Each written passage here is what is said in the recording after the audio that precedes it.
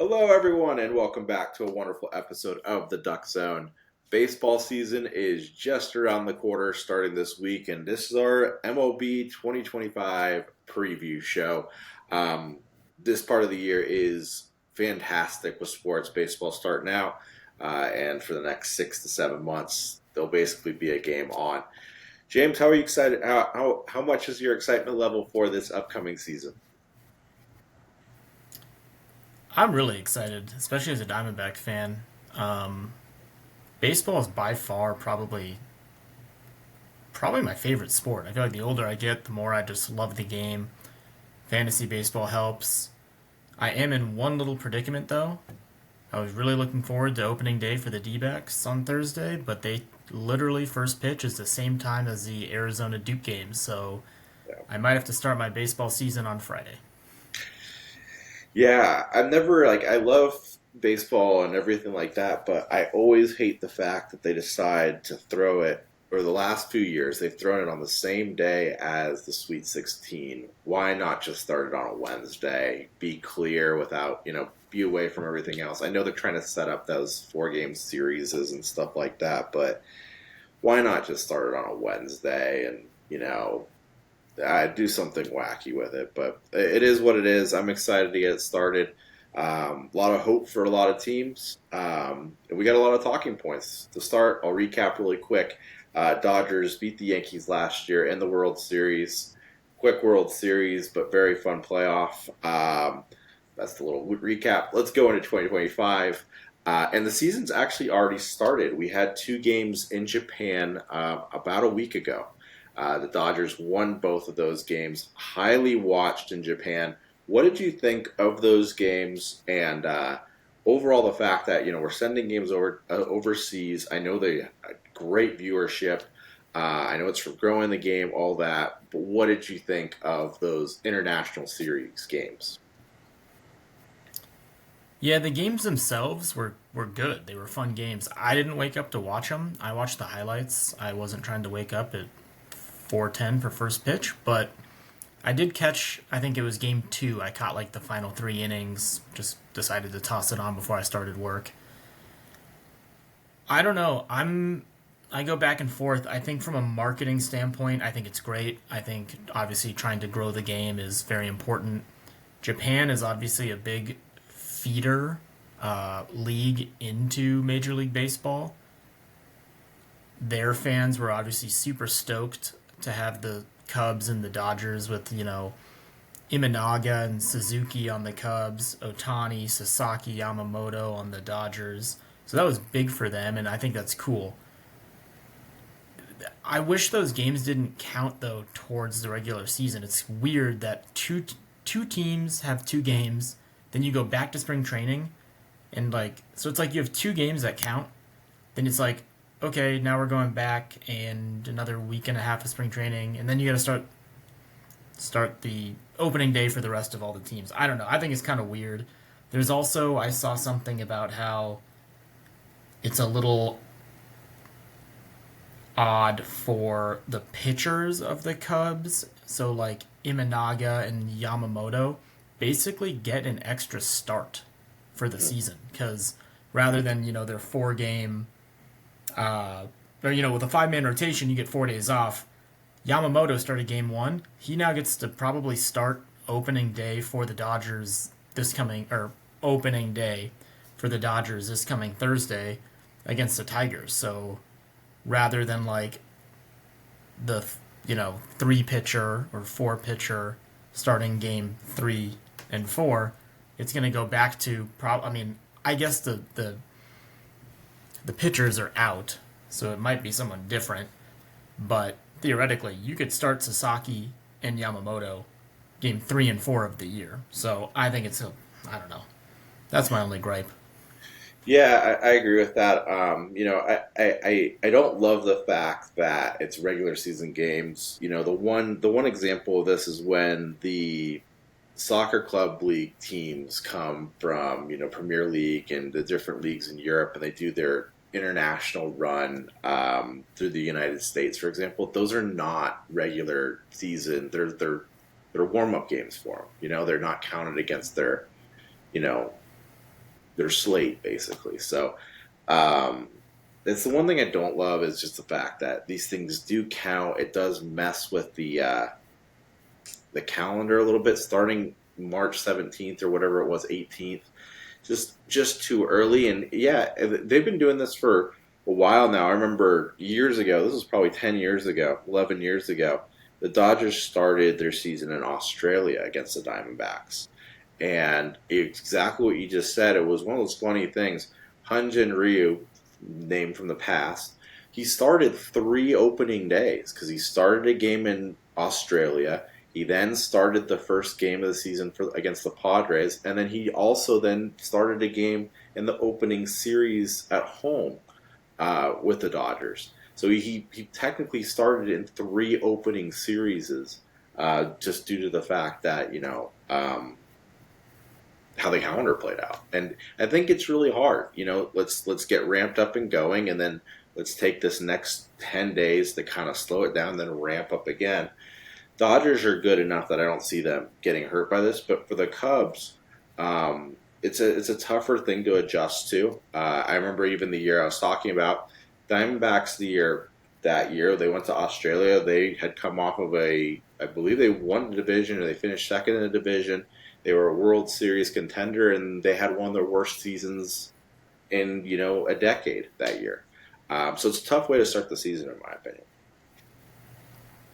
Well, we saw it firsthand too. I mean, I'm not gonna obviously it wasn't the travel that affected the Dodgers, but Mookie made the trip over there and then got sent home early, and then Freddie Freeman got scratched Mhm. right before Game 1, and he didn't play in either of those games. I think he should be fine this coming Thursday, but that's a testament to how good the Dodgers are because they still pretty much dominated the Cubs. Yeah. Moving on to our next talking point. One thing that's going to be a little bit fun this season, very interesting development. You're going to have 2 major league teams in the A's and then the Rays basically playing in minor league parks this year. The Rays could be taking over the Yankees spring training facility. The A's moving over to Sacramento, and they don't even have anything in front of the Athletics anymore. It's just the Athletics. As they look like they're making their move to Vegas eventually. Tampa Bay Rays, we don't know where their home's going to be here in the next 5 years. But I don't know what the right word or right question is. Is this going to be fun? I know it's going to be different. Is there going to be a competitive advantage to these teams? Having played in these small arena or stadiums compared to like the 40, 50,000 seaters, these are going to be small stadiums. Is there an advantage to this? What's your reaction to it? Well, my first reaction is it's funny because both these teams don't draw fans anyway, so maybe having a smaller ballpark it'll make them seem like they have a little more raucous of an atmosphere. The A's are obviously in a different situation than the Rays. The A's are just got booted out of Oakland and are, like you Yeah. said, moving to Vegas. So they're just kind of waiting on basically a stadium to get built for them. But they, I mean, the most fans they drew was the last series, and it was basically just people like, oh wait, they're leaving. We need to go complain about the A's leaving Oakland. Yeah. I don't know. I don't think it will really. I don't think there's like an advantage or disadvantage. I mean, the games are still being played outdoors. It's not like, well, Tampa, I guess, technically is used to having a dome.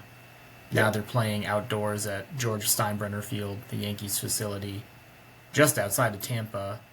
And that's a whole different situation, too, because the hurricane obviously affected Tropicana Field. I think that's what it's still called, Tropicana Field. Um, Overall, I don't think it'll be a huge disadvantage to either club. It'll be fascinating. Two things of this. It'll be fascinating if one of these teams actually makes it to the playoffs. Imagine a atmosphere where one of these teams actually turns out to be really good, and it's a rocking 12,000 people at a stadium. That could be an interesting atmosphere. Well, Secondly, ticket prices, you'd be curious what ticket prices would be for something that small. Well, that was also going to be my next point. So, and I don't know if you saw this, but I saw this about a week ago. They came out with like the tickets that are in the most demand and like how much they're going for. The team with the highest ticket price going into this season right now is the A's, which is wild. So I don't Well, know. Sacramento, I think they have the Sacramento has the River Cats, and I'm assuming that's probably the stadium they're playing at. I believe it So what is. Yeah. is that AAA or AA team? Where are they going? I think they got moved. So I think they're going to somewhere else. It's Okay. all weird. I don't know the exact story, but I think they got moved to Vegas. They have a Reno team and they have a Vegas team. So I think everything just kind of fell into place off of that. So they already have, That makes sense then. yeah, they have right I now. mean, you have a AAA stadium in Sacramento, and now you have a major league club coming. I mean, hell yeah, I want season tickets to that. Yeah, so it's going to be fun to watch. It's going to be. I definitely want to see some of these games happen live. On TV. I'm excited to see what it's going to look like. I'm picturing it's gonna feel like a spring training facility. Um, I think it's gonna be a really fun atmosphere, especially those A's fans who are rowdy as can be. The Braves don't really have much of a fan base, but the A's do have a fan base. It's gonna be interesting if they make that drive up to Sacramento, which is about an hour and a half. I could see it happen. So, in Sacramento, we've seen with the Kings when they get behind a team, they get behind a team. I have a feeling it's going to be kind of like the what do they call that game they do every year, like in Iowa, the Field of Dreams game, where it's Yeah, like, I mean, you're not going to have corn in center field, but they do a really good job of making that little tiny stadium, seem suitable for a Major League Baseball field. So it's just going to be like that, but every game. yeah, it's that one in the game they do at the Little League World Series every single year. Yep. Yeah. So, all right. That being said, let's go into some predictions. We're going to start off right off the bat, a big one, the MVP. We'll start out with the AL. James, I'll pass it to you. Who do you have being your AL MVP? And I'm predicting we're going to have a lot of different answers here across the board. So I'm going with Vladimir Guerrero Jr. He's been the talk of the offseason. He's kind of the next guy I feel like who needs to get paid. He's asking for a ton of money. Toronto hasn't given it to him yet. So technically, he's in a contract year, I'm going to say. And if he wants to get that 500, 600 million that he's asking for, he needs to, not that he's been bad. By no means is he, a bad. He's obviously one of the great young players in today's game. But to really show that he deserves that kind of a contract, especially as a first basemen don't typically get paid as much as other positions. So I think he's going to have to really kick it into gear. And, he's upped his on base percentage, I think, year over year. He's really turned into a great on base guy. His power's dipped a little bit from 2 or 3 years ago. But I think for him to get that payday, I think he's going to have an MVP type year. So he's my pick. Yeah, that's a good pick. And I'm actually going to go with another junior. I'm going with Bobby Witt Jr. out of Kansas City. He's had a very good spring, hitting about 375, 4 home runs. He had a great year last year, carrying Kansas City into the playoffs. I think he does the same this year. He does everything, and he plays one of those positions up the middle. Leader of that team, and I expect him, especially in a very, I don't want to say weak, but kind of unknown Central Division. I feel like he's going to be able to rack up some good numbers and be in the center of that lineup. So I'm taking Bobby Witt Jr. I know he's one of the favorites, but I've seen him play a couple of times this spring. He's a good player. Who do you got in the I saw him in NL? Colorado. He's great. Yeah. Who do you got in the NL? I kept trying to think of someone else I wanted to go with, and I couldn't. And I'm going with Otani, especially if he comes back and pitches. I mean, the word valuable is in MVP, and the guy won the MVP handedly without his pitching.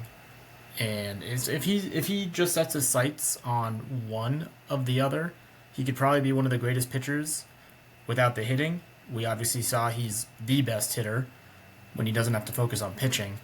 But if he gets back to any sort of like pre-injury pitching Otani, I mean, I don't know how you can't give him the MVP again. I mean, it's almost like Trout from years ago, where it's like every year you're like, technically you probably could just give it to Trout. Well, we're kind of in that Shohei Otani period where it's like, I mean, with the stats he throws up, probably should be him. Yeah, I felt the same way. I tried to find someone else that would like make sense. There wasn't. I took Otani, exactly the same reasons you have. He's in a stacked Dodger lineup. I mean, they're going to score a bunch of runs. He's going to get a bunch of RBIs. Even if he doesn't pitch, he's already got a home run under his belt before everyone else. For me, it's Otani. The only way he doesn't get it really is he has to get hurt. Yeah, that's the only way. I I don't see a world in which Otani doesn't get another one. He's just that good. Let's move over to Cy Young, AL. So I'm backing your AL MVP's ace. I'm taking Cole Reagan's. I'm really high on this young Royals team. Like you mentioned, Bobby Witt is like, he's the face of the franchise. You have to have a good pitcher too to make the playoffs, and you got to have a horse if you want to win a playoff series. And I really like Cole Reagan's. He got dumped by Texas. He was a top prospect. Texas let him go. He goes to Kansas City and then just absolutely just starts destroying it. He's been one of the top pitchers that probably most people don't know about because he's in Kansas City. But he's going into basically, I think, his third year with Kansas City. And, I mean, he's been dominant since he's been there. And I think this is the year he finally breaks out. I don't want to give it away, but I don't want to give away the future picks when it comes to divisions, but I do have Kansas City making the playoffs, and I think we finally get to see a guy that not a lot of people know about on the big stage finally. So, Cole Reagan's AL Cy Young. Good pick. I am going to go with Max Fried, actually, of all people. Yankees now #1 starter with Garrett Cole being down for the season. Fried been in the Braves organization his whole career. I think he's going to have a big year, and he's got a lot of expectations being the Yankees one, but I think he's going to come and deliver. I think he's going to have a great year, and I think we're going to see him get the Cy Young. There's a lot of guys on this list that there was like 8 guys in my opinion that I could have realistically predicted, but this is the one that kind of stood out to me. I think he's going to have a good year. Not much else to say. I just have a feeling that he might be the guy. NL Cy Young. Yeah, this one was easy for me. If he stays healthy and shows what he did in the second half of last year, I think just like Otani, it's his to lose. And that's Paul Skeens. I really have nothing more to say. The guy's absolutely incredible. And like I said, if he's healthy and his arm doesn't give out because he's throwing 100 miles an hour, which luckily he is a big dude and he's got a big frame, which I think is very helpful. I'm kind of in agreement with what we said about Otani. I think it's kind of his to lose. Yeah, I was actually going to take Skeens as well, and actually I erased his name. The only reason I erased his name is everyone's expecting him to have a great season. And when that happens, when you're this young, something's bound to go wrong. Teams are going to catch up to him. He didn't really struggle much in that second half of the season. He dominated. Now teams are going to see him for the second, third, even fourth time probably at some point in the season. I just feel like he's going to have a little bit of a setback, and everyone's picking him. I'm going Zach Wheeler. Finished second in the Cy Young last year. He's on a good Phillies team. I think he continues to do what he did last year. He has the resume that he's been doing it consistently now for quite a few years. I think Wheeler gets his Cy Young. And if Paul Skeens does it, I'm not going to be surprised. Like I said, I erased his name. The only thing that comes to mind is Usually there's some sort of a sophomore slump, and I think Paul Skeens will still be an all-star. I just feel like he's not going to fully live up to these almost borderline unrealistic expectations. I mean, he met so many crazy expectations his first year. It's just, I think he'll come back down to earth a little bit, still be an all-star, still be very good. But I think this is Wheeler's year. Um, yeah. All right, you ready to move on to who's going to win the division? Let's go for it. Let's do it. We'll start AL East. I'm taking Boston to win. I think if they stay healthy, I mean, you could say that about any team, obviously, but I like what they did. They brought in Garrett Crochet. He's someone that I think can really lead that pitching staff. They have some young pitchers too, but I think Crochet being one of them. But he was someone who just really, came out of nowhere really with Chicago last year, and then now he's in Boston. Um, I don't know. I just kind of like their mix of. They have some veterans. They brought in Bregman. They have some youth guys that they're going to throw around there. It's been a while since Boston has been good. I feel like they've kind of been at the dumps the last couple of years, and it's a division that has been so stacked for so long. But I look at like the Yankees; they've lost some key arms. They lost Soto. Baltimore didn't really bring anyone in. They lost Corbin Burns. Um, they just didn't. They didn't get better. Tampa Bay is obviously Tampa Bay. They're always going to be probably competitive, but they never have superstars. And then Toronto, I went back and forth on. They did make some additions like Santander, Scherzer, guys like that, but just not enough, I think, to win the division. So I'm going with Boston. Yeah, when I was kind of evaluating it, I feel like this is one of the few divisions where you could make a realistic argument all five teams could win the division. I think every team is going to be competitively good and be in the race for most of the year. I'm in that case. I'm actually just going with the Yankees. I think it's just the safe pick. The offense is really good. I do believe in this starting five. I know Garrett Cole's out for the season. But they've got a good rotation of pitchers, and that offense is going to hit. They've proved it. They've proven it year after year, even with Soto out of that lineup now. I mean, if Cody Bellinger does what he's supposed to do, I'm not saying he's Juan Soto. He definitely is not. But he is an MVP caliber player in his own right. They're a good team that's going to score a lot of runs, and they've been there before, which is a big thing in baseball, just being able to win. I'm going to take the Yankees.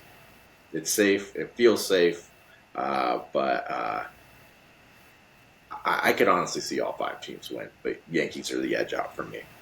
AL Central. I hinted at it earlier with the Cole Reagans pick. I'm taking the Royals. I really love what this team is building. Reagans is the ace of that staff. Bobby Witt is the face of the franchise. Salvador Perez, he's been there forever, it seems. I mean, he was on that, what was it, 2017 team that won the World Series? Around that time, around that year. He's been around forever.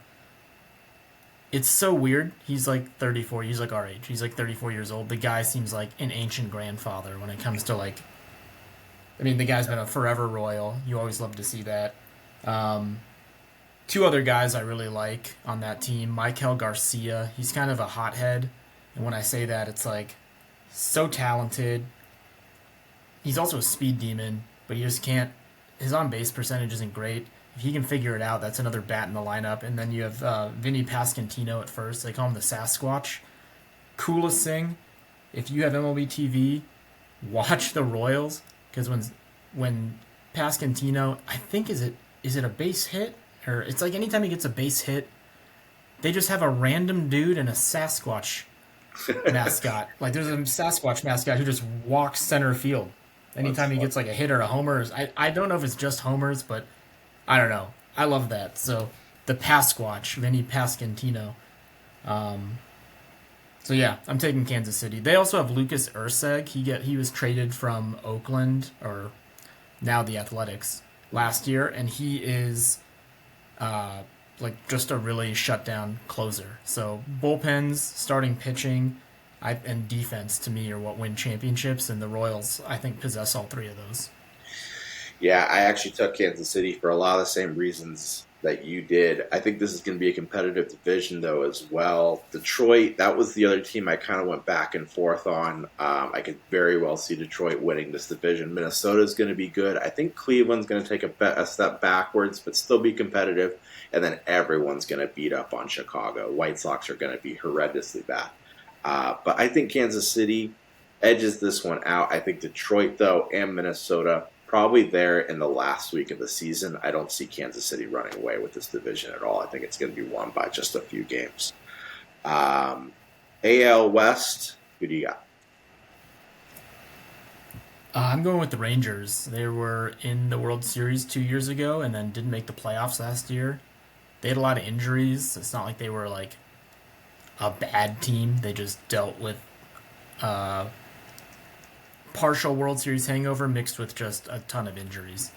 Um, but on paper, there's no one else in that division. I think that really stacks up with Texas.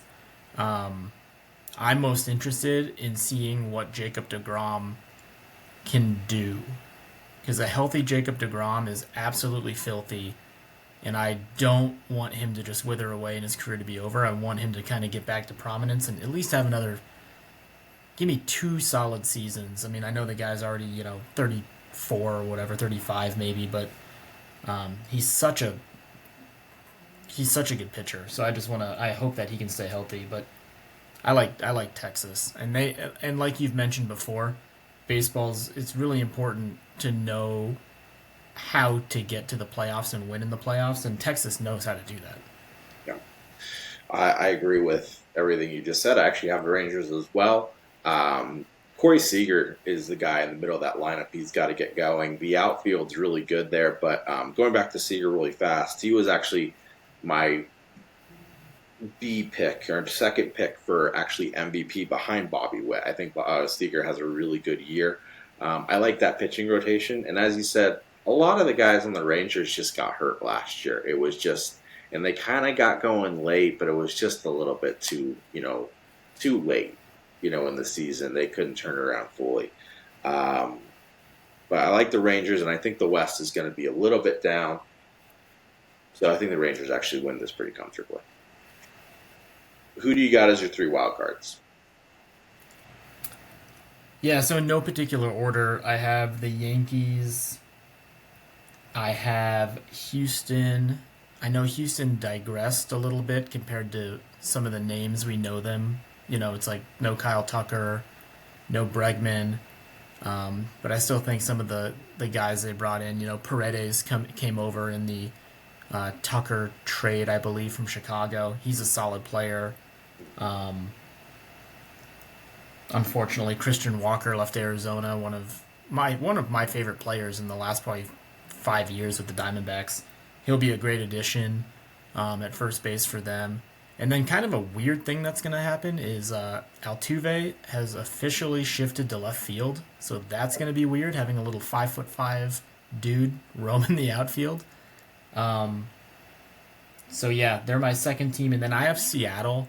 So I have two teams as wild cards coming from the West. I couldn't leave Seattle out because they have the best rotation in baseball. I mean, 1 through 5, they're absolutely incredible. I know George Kirby just got hurt. I haven't really looked into it. I don't know how bad of an injury it is, but with a healthy Luis Castillo, George Kirby, Logan Gilbert, Brian Wu, I'm missing somebody, Bryce Miller. I mean, that's an incredible starting five. So if they can just get anything out of their offense and if Julio can have a bounce back, MVP caliber season, I like them as kind of a dark horse wild card team. They could even knock some people out of the playoffs with a rotation like that. So, Yeah. just to reiterate, Yankees, Astros, Mariners. We're pretty much on the same page here. So I actually have Baltimore I know they lost a couple pieces, but they're still very young. They've had two back-to-back years where they've just gotten swept out of the playoffs really fast. But they're still really young, and they got a lot of offensive talent. I think they find their way into the playoffs. They're not going to win a division, but they'll get into the wild card. They'll be a tough out. Can they finally win a game in the playoffs? That's the big question. But I think they get in. I also have the Astros. A lot of the same reasonings you said. I think the Astros get in. I'm not going to say too much more about that. And actually, a lot of the same things that you said about Seattle. Seattle's my sixth and last wild card spot. Great starting rotation. The reason they didn't really click last year was because they just couldn't hit.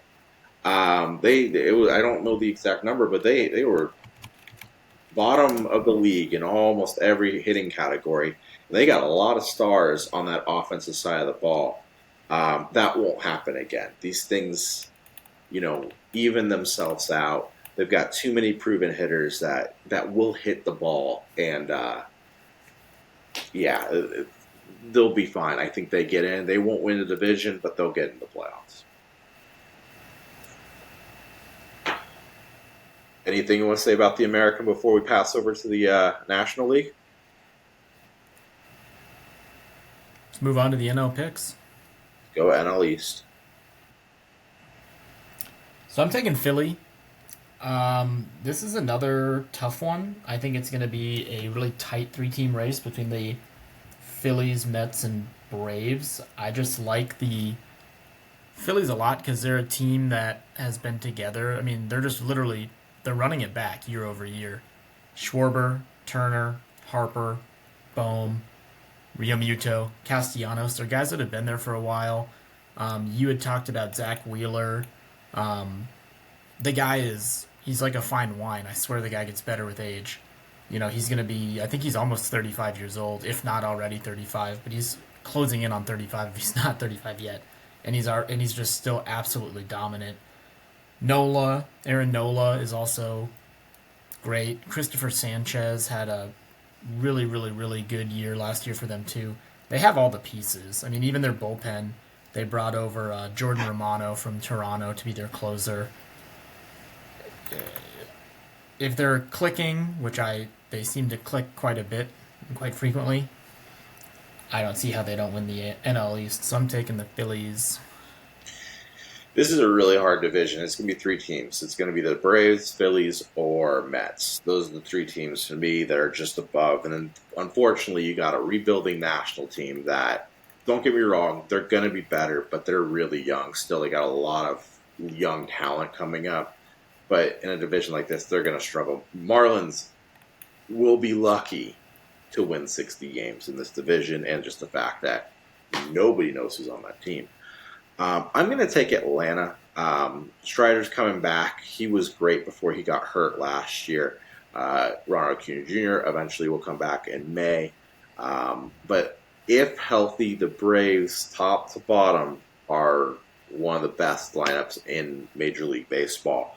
A lot of power, and they can run with anybody. I'm going to take Atlanta and just gamble on the fact that they do stay healthy this season. Strider comes back and be his normal self. Acuna comes back in May and he's his normal self. I'll take Atlanta, and I think it's going to be a very tight race between those three teams. Moving over to the Central. I am taking Chi-Town. I think the Cubs win the division. Craig Counsell's second year at the helm. I know they've started the season 0-2, which, season's not over. Still got 160 games to play. I know 0-2 is always a crappy way to start the season, but it is what it is. They had to go up against the Dodgers. But I like Chicago. They brought in Kyle Tucker. He's one of the most underrated players, I think, in the game. He's like Mr. Do Everything when it comes to defense and hitting. And for being on a Houston team, he was kind of like the third man. Because Altuve, I'll say fourth man. You have Bregman, you have Altuve, and even Alvarez is so imposing. Tucker just kind of flew under the radar as like the fourth superstar, but you could probably argue that he was towards the end of that kind of Houston run, he was like, oh, probably could have been their best player. So Cubs got a good one in Kyle Tucker. I'm also really high on Pete Crow Armstrong. He was in the Mets organization and got traded over to the Cubs. I believe in the Javier Baez trade. He's a speedster. So if he can start really getting on base and hitting the ball, I mean, the guy could swipe like 50, 60 bags. So they should be a fun team. And as I mentioned before, I think when we were talking about the Japan series, Imanaga, Japanese starter, he's really, really good. And then they have Justin Steele, who's also really solid. So I like the Cubs. Yeah, this was a tough one for me. I ended up taking Milwaukee in this one. I like Cincinnati. I like Chicago. I like Milwaukee. I believe they won the division last year. Jackson Chirios had a great, great spring. Um, I saw Milwaukee play a couple times this spring, and I just kind of settled on them. Even though I think this division is going to be pretty competitive. As I said, Cincinnati I think will be good. I don't know what to make of St. Louis right now. I could see that turn into a dumpster fire trade situation mid-season. Um, the Cubs are just, I don't know. There's something I saw. I was looking at all the lines, all the different analysts talking about the Cubs, and they just seem to like them more than I do. I'm just not as high on the Cubs for whatever reason. You make a lot of good arguments for them winning division, and I've heard a lot of them. I don't know. I just kind of Milwaukee just kind of feels like a team that's going to once again just squeak in, and they have a star in the making. Um, and then unfortunately, the team I wanted to see make a lot of moves this offseason is Pittsburgh. Great pitching rotation, and they did nothing to help their offense. And unfortunately, they're probably going to be the bottom of the barrel in Pittsburgh. I wanted to say that they're going to make the wild card, but they're not. Their offense is just so bad, and they just did nothing. So I'm going to take Milwaukee, kind of just a little bit out of default on this one. I just don't love the Cubs. Let's go to, in my opinion, the easiest decision of them all, NL West. Yeah, I can safely say that I'm probably speaking for the both of us. I took the Dodgers. Having talked to you outside of this podcast, I know you're going to pick the Dodgers. I really don't have much to say about it. If you follow baseball, you know that they gobbled up every single free agent, and they brought back, pretty much everyone from their World Series run from last year. Um, and they brought over a big name youngster in Japanese phenom Roki Sasaki. So, like you said, probably the easiest one to pick, probably the easiest one to bet. Yep. It's kind of hard to picture them not winning the division. Yeah, I'm not going to add much. Dodgers are going to win the West. They've done it. I've lost count. 13 of the last 14 years, and this feels like the biggest shoe-in of them all. So, and the division's good. Arizona's good. San Diego's good. San Francisco, we'll see. Colorado's awful, but it's a good division. And I don't have much to say about it. Dodgers will win the division. Who do you got in the wild card? So I'm going with the Mets. They had a fun little run last year in the playoffs. That Pete Alonso homer in Milwaukee kept their season alive, and they won that series.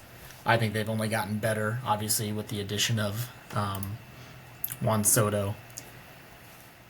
I like Milwaukee. I know you picked them to win the division. They seem like every year they're always a playoff team. So I don't have them obviously as a division winner. I have them as a wild card.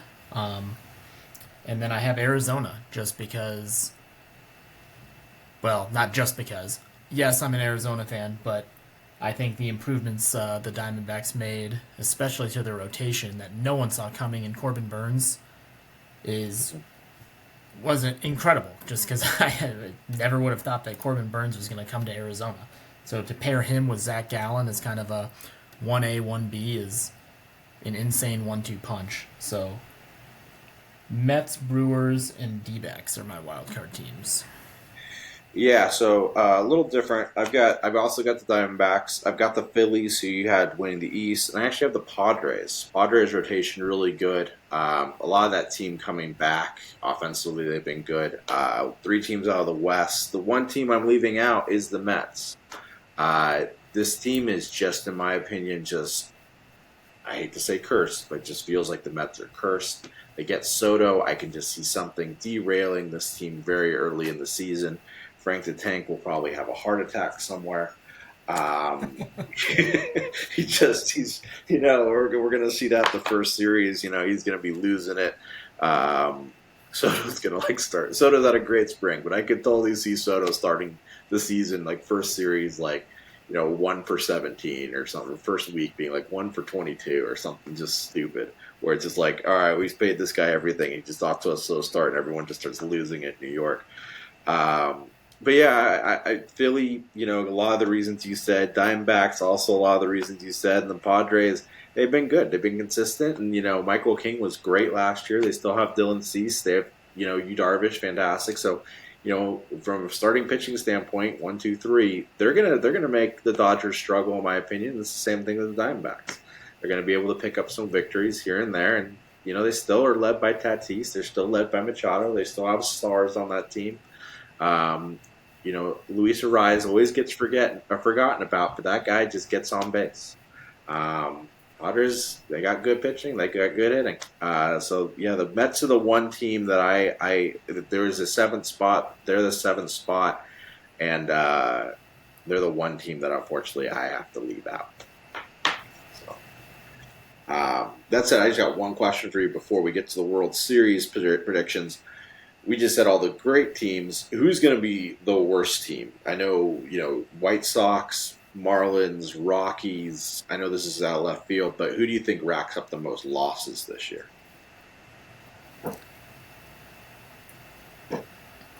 I think it's Miami.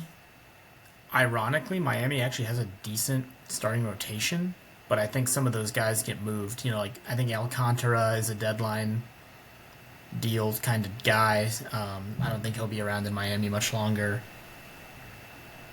And the reason I say Miami is because I know one player in their starting lineup. So Yeah, I think Miami's the bottom of the barrel. yeah, it's a tough one. I almost. It's weird to say this. I think it's going to be Chicago. I think Chicago is going to be the worst team because their pitching rotation is horrendously bad. I want to say Chicago, but sorry, I want to say Colorado, but I just feel like they're going to find a way to wiggle out 62 games. I don't know how Chicago White Sox or the Miami Marlins win 60 games this year. I just don't see I'd be that. curious what the over-under is for their win total. It's got to be low. I mean, it's got to be so bad. I don't think the White Sox will be as bad as last year's White Sox team, though. I don't remember what their win total was, but I remember they had horrible streaks of losses last year. All right, we'll go back to the winning ways. World Series, who do you got? I'm taking Philly over Boston. Okay. No real reason. Just kind of a crapshoot, but, I know I talked a lot about Philly returning, their entire starting lineup. I think those guys are itching to get to a World Series, and I think if they get there, they're going to have to try to win it. So I think this is Philly's year. And the one reason I will say that I'm not picking the Dodgers is just because repeat champions rarely happens. Not saying that the Dodgers won't have an incredible, crazy season, but put them in a 7-game series with the Phillies, I could see the Phillies winning. So I'm taking Philly over Boston. I'm running it back. I think it's actually going to be Dodgers Yankees again. I know it's really hard to repeat. I know it's really hard to get there. But when I kind of just threw everything out on the line and just kind of laid it all out with who I had making the playoffs, Dodgers Yankees just makes the most amount of sense. That, in my opinion, they're the deepest two teams. It's really hard to bet against the Dodgers. It's really hard to predict against them, especially with their lineup and everything like that. So I'm taking the Dodgers. And I think it will be a better World Series than last year's. I'm sure a lot of people will be complaining if that were to happen because they'll be like, oh, these two teams are dominating the sport now. But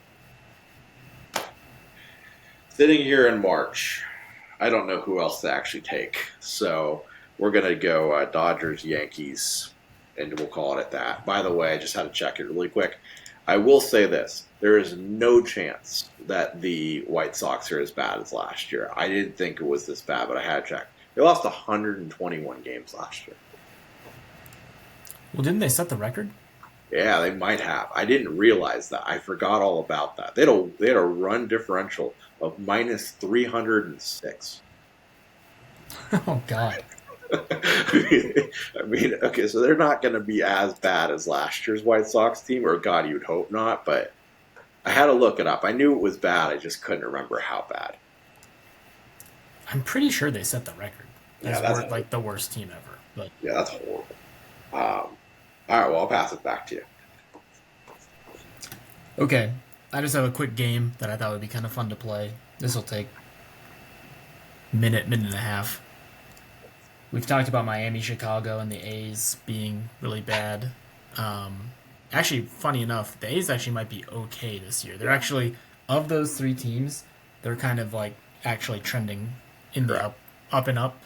They actually have some players like Lawrence Butler, and I know they signed Luis Severino. They actually have guys where I've like, oh, I know who that guy is. Yeah. Anyways, I'm going to name three players. I put quotations because, okay. One player isn't a real player. The other two are real. So you have to figure out which player, which player isn't the real player. So I'm going to say three players on the Miami, Chicago, and the A's. You just got to tell me which one is not a real player. Okay. So we'll start with Miami.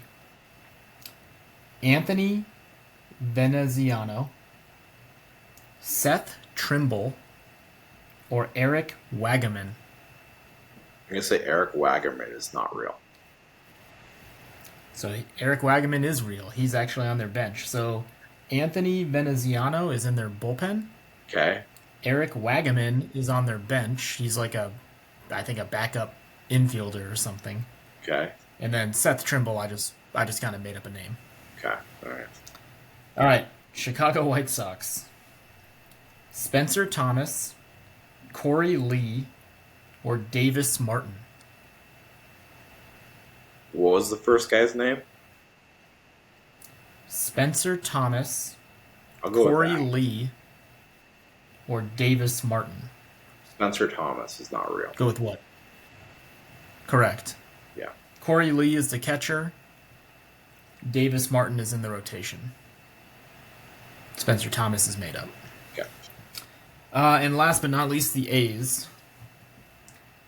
Joey Estes, Griffin Blade, or Max Muncy.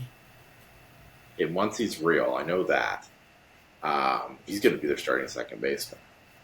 So I know Max Muncy is real. What were the first two names again? Joey Estes and Griffin Blade. I'll go with the second name. Griffin Blade. Yep, you got it. Yeah. I didn't know what to get. I put Griffin down there as the first name, and then I was like, well, they have JJ Blade. He's like their center fielder.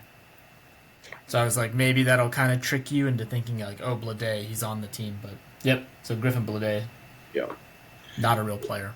Yeah. The only reason Anyways, I thought that'd be kind of fun just because those are teams that are absolute garbage. And as someone who plays in fantasy baseball, I have Lawrence Butler from the A's on my team. I don't know anyone else on that team. I don't know anyone on the the White Sox have some actual players. Yeah. Miami is. I know nothing of that team. No. Yeah, the only reason I know Max Muncy is because I have his autograph on his rookie card. And it's funny if you line up his starting career, Dodger Max Muncy and A's Max Muncy are like identical. It's very eerie. It's very weird. Oh, they're like the same age? They're like, well, not the same age. He's younger. He's obviously way younger.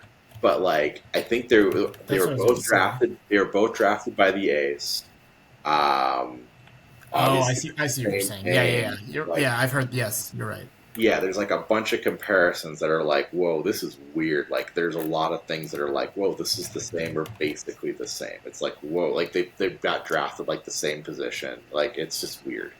It's just like, how did this happen? And they're not related, which is They're funny. not related. Yeah, not at all. Like, when I remember like Max Muncy being told, like in a post game interview or a pre-game interview, you realize you just got drafted again. He's like, what are you talking about? You had no idea the guy even existed.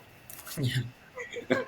Uh, but all right, well, I don't think I have much more to add. Baseball season starts on Thursday. It's going to be exciting. Yeah, baseball talk for the next 6 months, or at least wherever we're going to fill it in. So, um, James, any other final thoughts before we sign off here about the beginning of the season?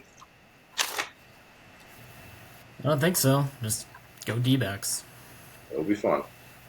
Everyone's got a shot starting Thursday. All right, guys. Well, we'll talk to you soon. Thank you so much for being here, and yeah, go watch baseball.